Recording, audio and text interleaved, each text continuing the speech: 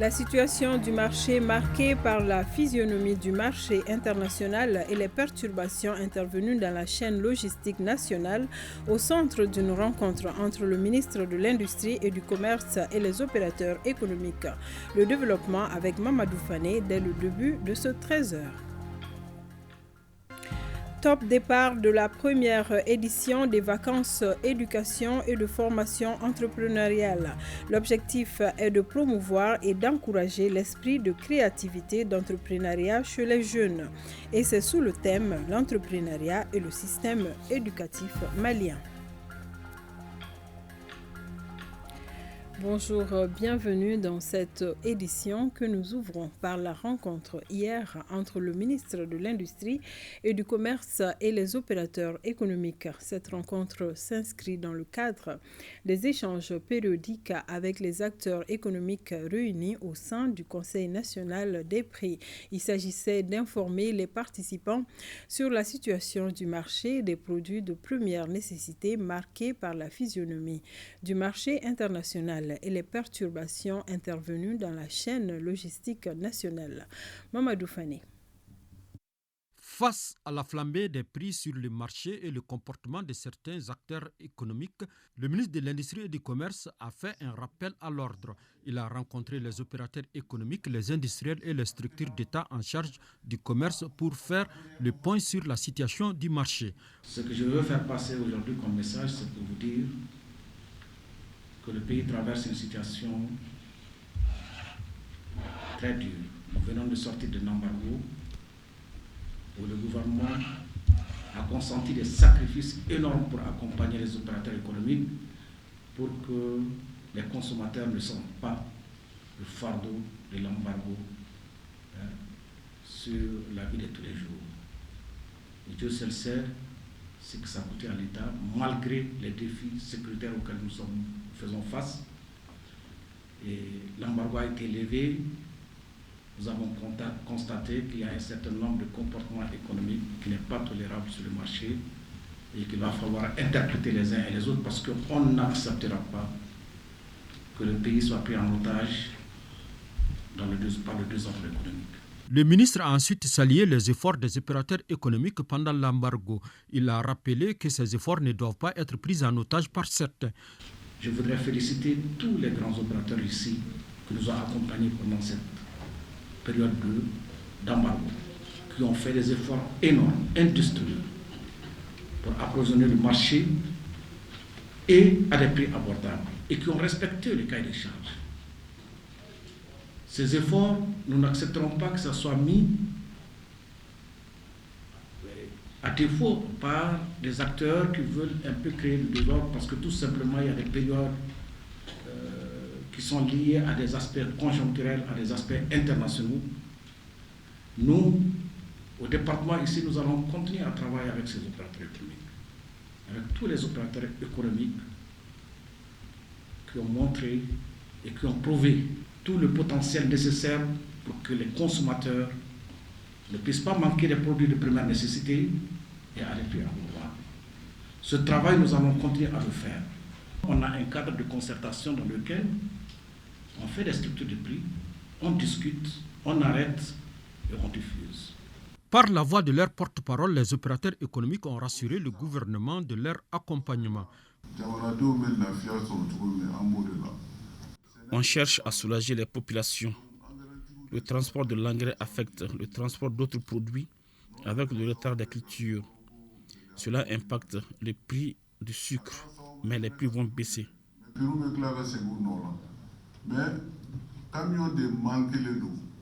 Les industriels et les membres du groupement portent à la connaissance des autorités, des acteurs et des distributions et de l'ensemble des populations que les évacuations à partir des ports de transit sont en cours pour assurer un approvisionnement du marché. Au niveau des industriels, en raison de la fluctuation à la baisse du cours mondial du blé, les dispositions sont prises pour un accroissement significatif des quantités produites. Les industriels et les membres du groupement réaffirment leur adhésion au principe de l'information préalable et de la concertation avant toute modification des prix de vente aux grossistes de toutes nos catégories de produits. Le ministre dira ensuite que le gouvernement continuera à appuyer les opérateurs économiques pour la stabilisation du marché. Une rencontre sera organisée dans les prochains jours avec l'ensemble des acteurs pour parler de la structure des prix. Sur un autre plan, organisé un plaidoyer mené par les bénéficiaires de la formation alphabétisation sur le processus de consolidation de la paix auprès des acteurs confessionnels pour l'implication des femmes. C'est l'objectif visé d'une rencontre initiée par l'Association des jeunes pour la citoyenneté active et la démocratie AJICAD Mali. Elle a réuni les femmes et les jeunes filles de 16 à 35 ans de la région de Mopti et du district de Bamako. Compte rendu. Les femmes veulent jouer leur partition dans la consolidation de la paix. La rencontre vise à ce que les femmes et les jeunes filles soient au cœur du processus de paix dans notre pays.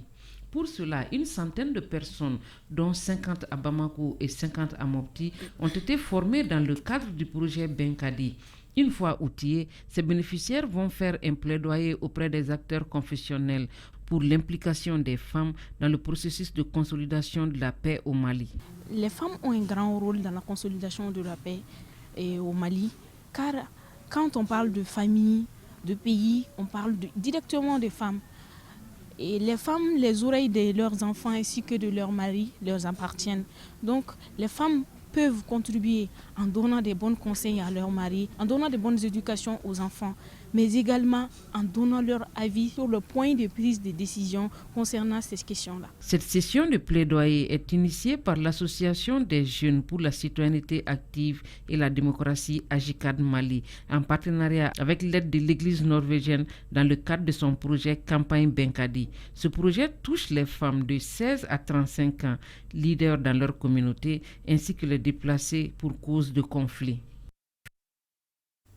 La 17e promotion des commissaires de police baptisée inspecteur général de police Feu Niamé Keïta a organisé un dîner gala samedi dernier au Palais des Sports. Il s'agissait de remercier toutes les bonnes volontés qui ont contribué à la réussite de leur formation. Souleymane Sidibé.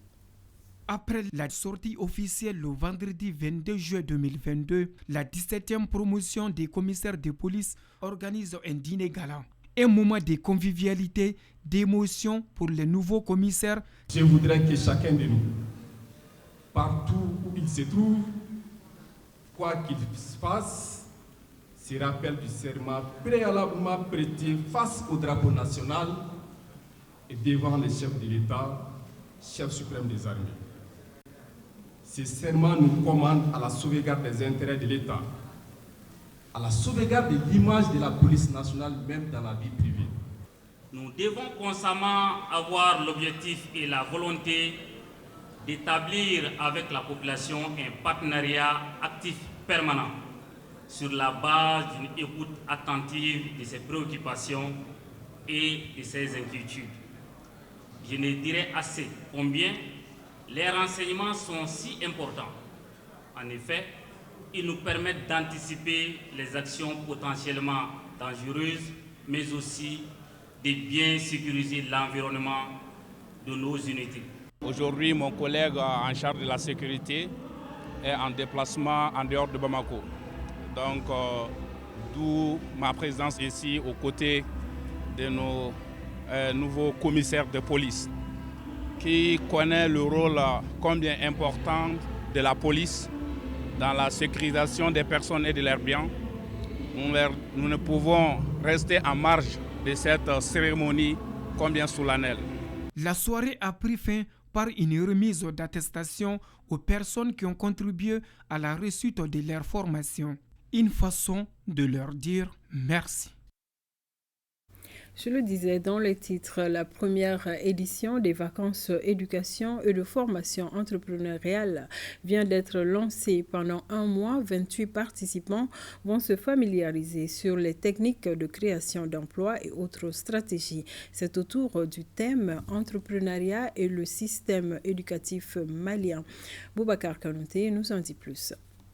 Startup Open School est un nouveau concept porté par 3 jeunes dont le but est de susciter le goût de l'entrepreneuriat chez les apprenants pendant ces vacances. Cette première édition concerne 28 jeunes. Ils seront formés dans plusieurs filières porteuses. Les organisateurs entendent aussi, à travers ces créneaux, aider les élèves et étudiants à faciliter leur future insertion socio-professionnelle. Cette initiative vise toujours à leur donner confiance en eux-mêmes, à leur outiller des compétences clés pour entreprendre et aussi à leur partager les expériences de ceux qui ont expiré dans le domaine de l'entrepreneuriat à travers les visites pratiques et les partages d'expériences.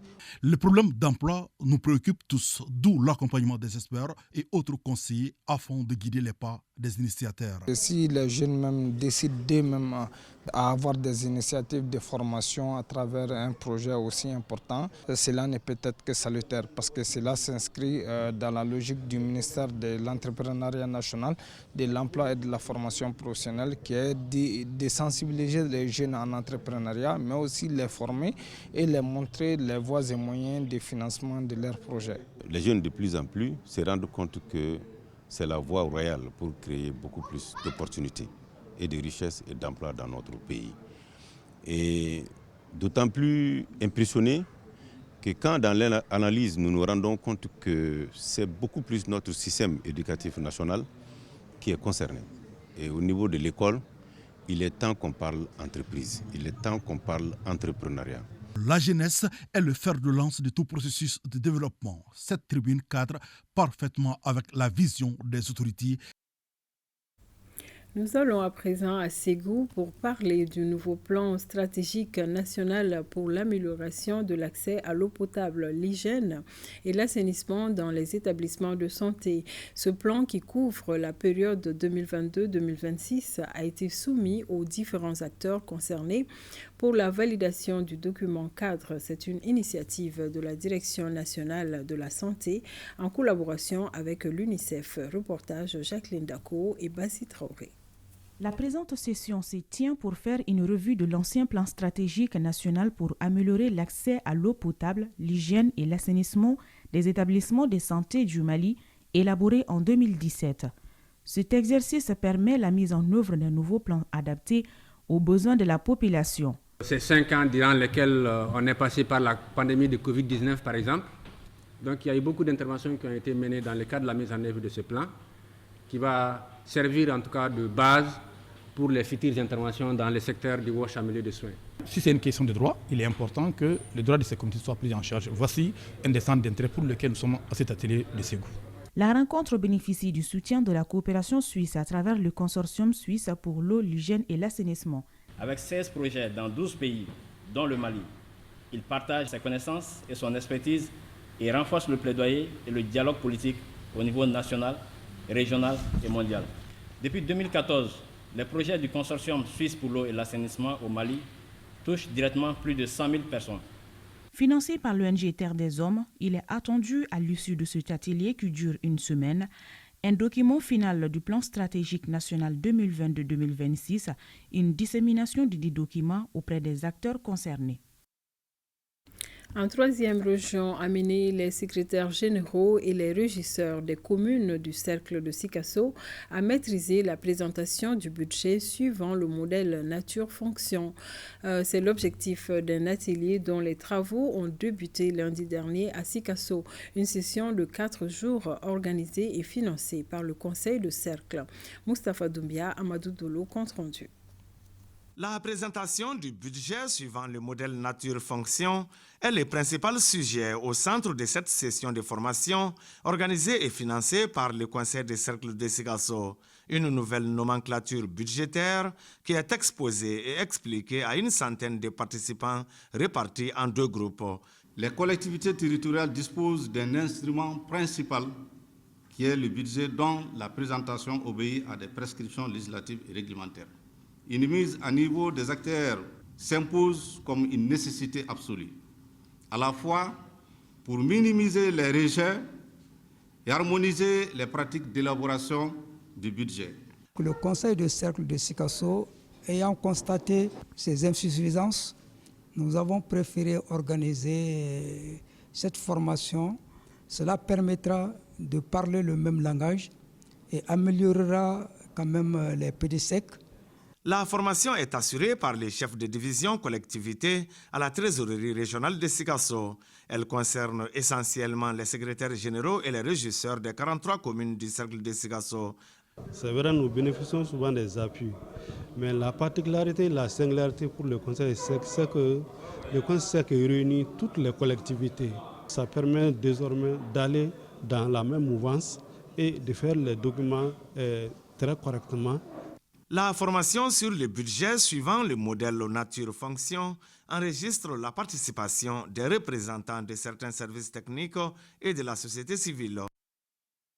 À Caille s'est tenu le premier atelier préparatoire de la mise en place de l'Observatoire national de risques professionnels. Il s'agit d'influencer les décideurs en matière de gestion des risques professionnels. Plus de détails avec Mouriba Keita. Au Mali, selon les données statistiques du service des accidents du travail de l'INPS, sur les 4 dernières années, on a enregistré de 2018 à 2021 1604 cas d'accidents de travail, dont 26 mortels, d'où la mise en place d'un observatoire national de risques professionnels qui servira d'outil d'aide à la décision en matière de gestion des risques professionnels. L'Observatoire national des risques professionnels a pour but d'identifier l'ensemble des risques, y compris les risques nouveaux et émergents concernant la sécurité et la santé au travail, afin d'améliorer la rapidité et l'efficacité des mesures préventives. C'est une sentinelle, une veille sanitaire. Cette activité ponctuelle ne saurait suffire à assurer une bonne maîtrise des risques professionnels au sein de nos entreprises. C'est pourquoi je vous félicite pour la pertinence de la mise en place d'un observatoire national des risques professionnels dans notre pays. Notons qu'au cours de cet atelier, les participants seront informés et sensibilisés sur les enjeux des risques professionnels au sein des entreprises à travers des sujets à savoir des facteurs pathogènes en milieu de travail, les risques professionnels dans les mines, entre autres. Plus de 30 milliards de francs CFA, c'est le montant mobilisé par les structures de la Direction régionale des douanes de Mopti ces 3 dernières années au titre du budget de l'État. L'information a été donnée lors de la 17e édition des Journées citoyennes. Ces journées sont initiées par le chef de l'exécutif régional dans le but de raffermir la fibre patriotique au sein de la population. Reportage Boubacar Sankaré.